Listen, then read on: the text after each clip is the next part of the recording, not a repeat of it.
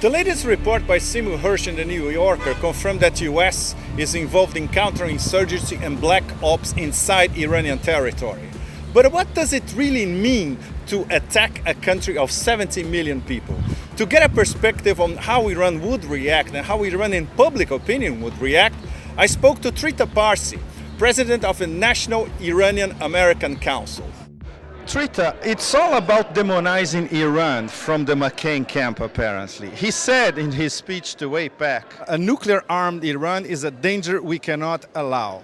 Iran poses an existential threat to the state of Israel. And he has a series of proposals as well. Apart from saying that Iran will have a nuclear weapon by the end of 2009, so he recommends sanctions on foreign companies involved with the Iran oil and gas industry, an international effort to curtail Iran's import of gasoline and refined petroleum products. And he also says that Iran is going to have ICBMs capable of reaching the US. What is this? What do you make of all this? Well, it's a continuation of a failed policy, because at the end of the day, the sanctions that have been put on Iran have cost the Iranian government a lot and has definitely imposed a significant cost on the Iranian people. However, it has not translated into a change in Iranian policies, which should be the aim of the sanctions. So we've seen over the last 10 years in which US sanctions have been intensifying on Iran, that Iranian influence in the Middle East has grown, that its nuclear program has advanced, and that its foreign policy has not altered in the fashion that the United States wanted. So intensifying an already failed policy will only bring more failure, I fear.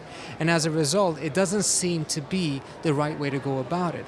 And it's particularly not accurate, in my view, to argue that the sanctions constitute economic diplomacy. Sanctions are economic warfare, not economic diplomacy.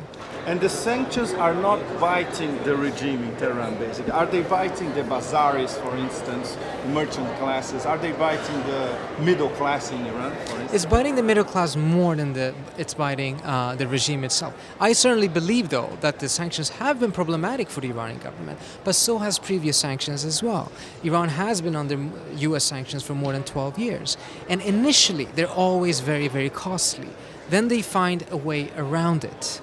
The problem is, though, to make sure that you have a policy that causes the Iranian policies to change. Sanctions have so far failed at doing so.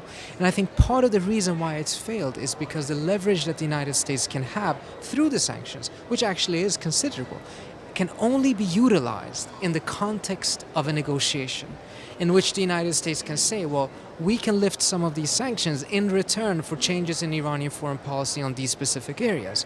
But as long as you refuse to go to the table, the leverage that you have gained through your sanctions cannot be utilized. And McCain is very clear on this. He does not want to negotiate. He'll never go to the table. He will never go to the table, thus he cannot utilize the leverage of the sanctions.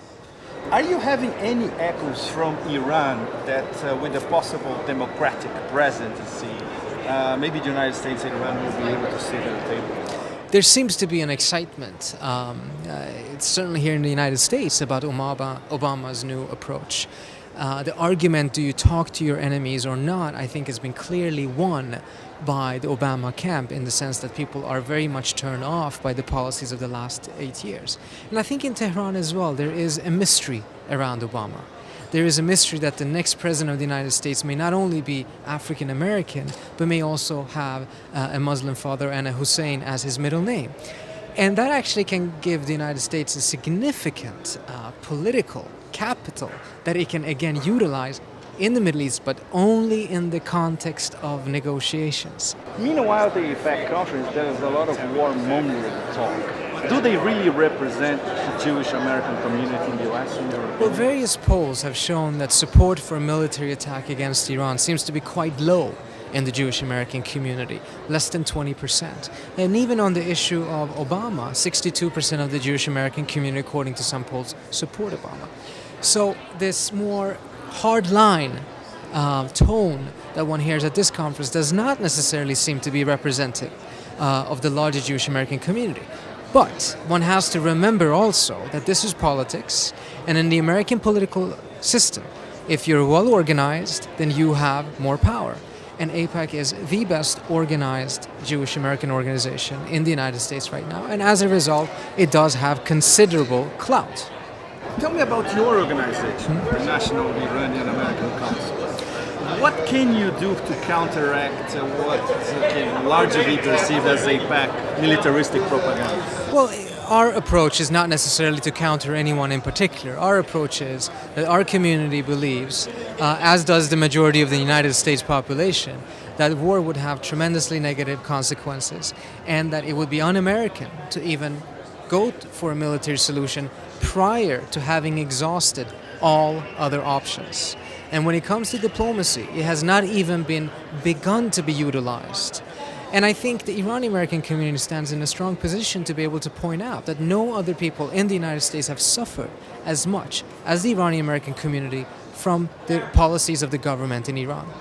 Almost every Iranian American in the United States has or has a relative that has suffered by this regime.